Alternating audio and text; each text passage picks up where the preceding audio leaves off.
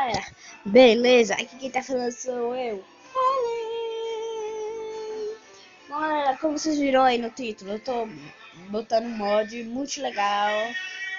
Se eu conseguir, eu boto na descrição, tá? Mas se eu não conseguir, eu vou tentar.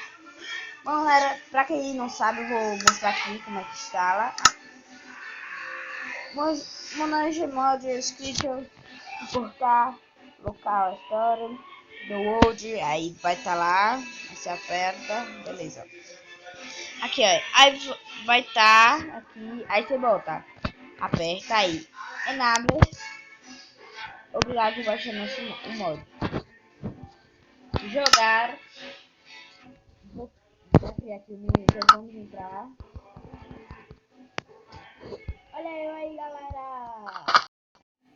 Bom galera, vou mostrar esse mod aí rapidinho pra vocês, tá? Então vamos lá, tipo daqui, aí, beleza. Precisa de fazer uma vareta, ou um gravete, aqui no vareta, né? Agora eu vou ali rapidinho, assim. Vocês estão prontos para ver a chuva de meteoros? Bom, é bom que esteja, né? Então vamos lá. Nossa, que legal, galera.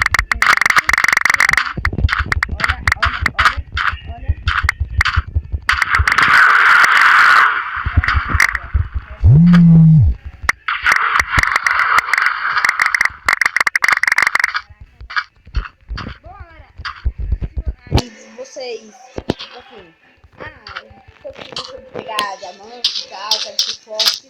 Então, baixa esse mod, é muito legal, tá? Eu vou botar aí na descrição do cara e tal. Bom, galera, é isso aí.